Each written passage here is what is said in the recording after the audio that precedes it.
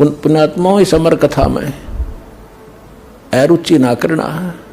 असंख्यों युगों के बाद तुम्हारा बिल्ली के बागों छीका टूटा है, ये इसको छक छक कर खा लो और कल्याण करा लो। तो यहां बुलाकर आपको वो यथार्थ ज्ञान सुनाया जाता है कि आप सच्चे दिल से, सच्चे हृदय से परमात्मा के चरणों में समर्पित होना सीखो। और इस ज्ञान से आपको विश्वास भी होगा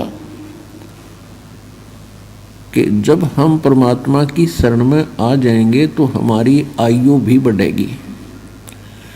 हमारा कोई ऐसा संस्कार होगा मृत्यु का, वो भी ठीक होगा, वो परमात्मा टाल देगा।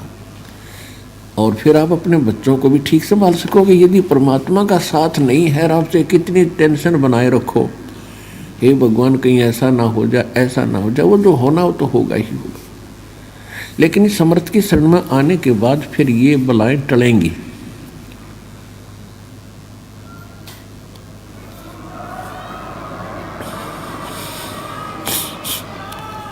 अब जब दुखी हो जाता है राजा भी, क्योंकि राजा को तो हम गणाए तगड़ा मानते हैं, समर्थ मानते हैं राजा को। राजा लोग भी जब दुखी होते हैं कोई पारिवारिक समस्या से, शारीरिक समस्या से या कोई राजकाज की समस्या से, और उनके वश से बाहर हो जाता है, तो वो भी भगवान के सामने ही याचना करते हैं। तो इस ज्ञान से आपको ये पता चलेगा कि परमात्मा की आवश्यकता हमने कितनी है। और अब हम भूल चुके थे, भगवान भगवान भगवान याद था, नाम नाम, लेकिन हम अपने दैनिक कार्य को ही प्राथमिकता देते थे और अपनी सूझबूझ से सभी कोशिश कर रहे हैं। और सभी की यही चेष्टा होती है कि कोठी बनाऊं, कार बनाऊं और घने पैसे इकट्ठे कर लूं, घने प्लाट ले लूं या ज़मीन खरीद लूं। लेकिन कितने तो ये आप कर पा रहे हो? आपकी रोजी रोटी भी मुश्किल से चल रही है। और जब हम समर्थ की शरण में आएंगे, यो ज्ञान सुनेंगे, तो हमारी ये बकवाद की इच्छाएं समाप्त होंगी। हमें ये पता चलेगा कि जिस वस्तु की डिमांड के लिए हम भगवान से अर्जी लगा रहे हैं, इसकी कितनी आवश्यकता है। और जब तक ज्ञान नहीं होता तो हम बेतुकी डिमांड भगवान के सामने रखते ही रहते हैं। तो ज्ञान से हमें ये पता चलेगा कि हम क्या मांगे भगवान से।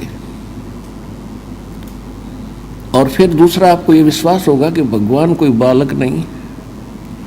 एक माता पिता अपने बच्चों की कितनी केयर टेक करता है। सर्दी का मौसम आता है तो उससे पहले उनके जूते जुराब, स्वेटर, जर्सी तैयार कर देता है। क्या भगवान उस माता पिता से भी कमजोर बुद्धि का है? जिस परमात्मा ने आपके गर्भ से आने से पहले, बाहर आने से पहले, माँ के बाहर आते ही माँ के स्तन में दूध भेज दिया, क्योंकि आपके दांत नहीं थे, तो वो परमात्मा जब इतना चिंतित है आपके भविष्य के लिए, और फिर आप ठेकेदार बन गए बाद में कि हम करेंगे वही होगा, भगवान कुछ नहीं, तो ये भूल सत्संग से मिटा करें। और सत्संग सतगुरु ही करते हैं। सत्संग के अंदर ये सब याद दिलाया जाता है। आप कौन हो, क्या उद्देश्य लेकर जी रहे हो। जिस महल, कोठी, बंगले, कार, घर में आप रहकर अपने आप को घनाई सुखी मान रहे हो, इसमें रहोगे कितने दिन। तो ये ज्ञान याद कराया जाता है। फिर ये आत्मा तड़प उठती है कि सचमुच ये तो बहुत गलत स्थान है। तो पुण्यात्मा, सत्संग से ही जागृति आती है आत्मा में। अब जैसी संगत में हम रहते हैं वैसा ही रंग चढ़ता ही चला जाता है। कोई चोरों की संगत में है तो उनके विचार वही होते हैं। कितना नेक व्यक्ति हो, महीने 2 महीने में उसका भी रंग चढ़ कर मानेगा। और अच्छी संगत में चाहे कितना निकम्मा आदमी हो आ जावे तो महीने 2 महीने में उसका भी वो अच्छा रंग चढ़ेगा ही चढ़ेगा। तो इसलिए सत्संग की यानी सुसंगत की घनी जरूरत है। और ये विश्व में तकरीबन नाम मात्र रह रही है, समाप्ति ही हो चुकी है। पुण्यात्माओं, ज्ञान विचार तो सभी बताते हैं। एक व्यक्ति स्वयं हुक्का पी रहा है और अपने बच्चों को कह रहा है कि भाई हुक्का नहीं पीना, बीड़ी नहीं पीना, और खुद उन्हीं से भरवा रहा और पी रहा है। तो उन बच्चों का क्या असर होगा उसका? क्यों नहीं पी, वो आप पी रहे।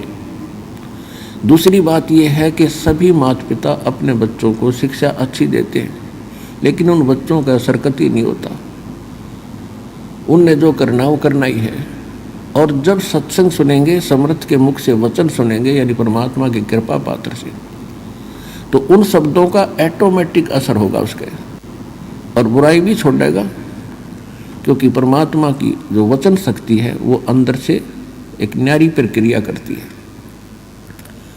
तो इसलिए सत्संग की आवश्यकता बहुत घनी है। और सत्संग इस विश्व में सतलोक आश्रम बरवाला, जिला हिसार, हरियाणा के अतिरिक्त 21 ब्रह्मांड में नहीं है।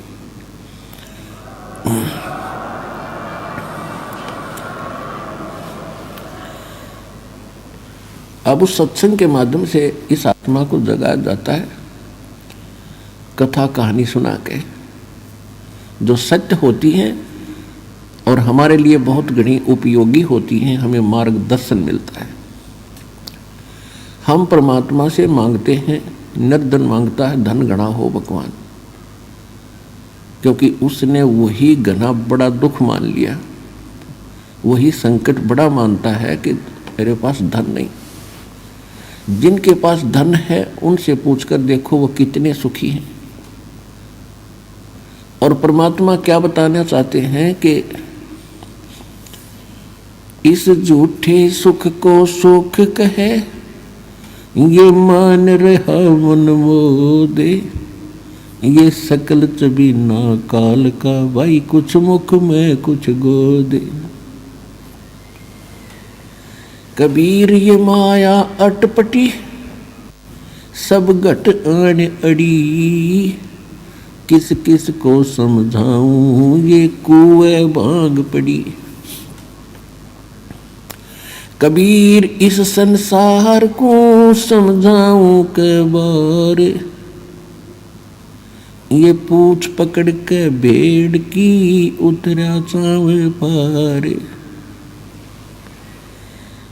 भेड़ पूछ को पंडित पकड़ ये बादो नदी बिहंगा, गरीब दास वो भवजल डूबे जिन नहीं साध सत्संगा।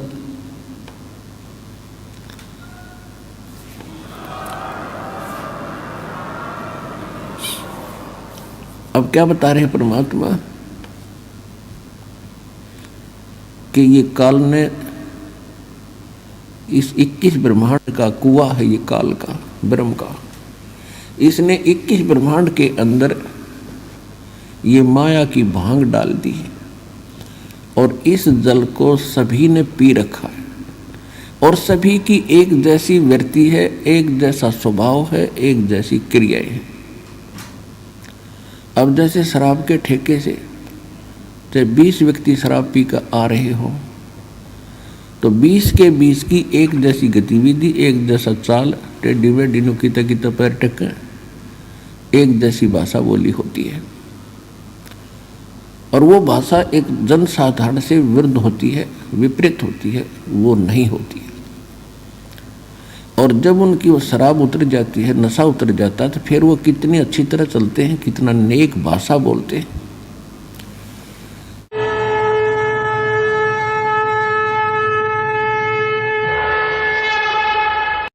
हमसे जुड़े रहने के लिए हमारे YouTube चैनल को सब्सक्राइब करें और नई वीडियो की नोटिफिकेशन के लिए बेल आइकॉन को दबाएं। अगर आप ये वीडियो Facebook पर देख रहे हैं तो लाइक जरूर करें और ज्यादा से ज्यादा शेयर करें। धन्यवाद।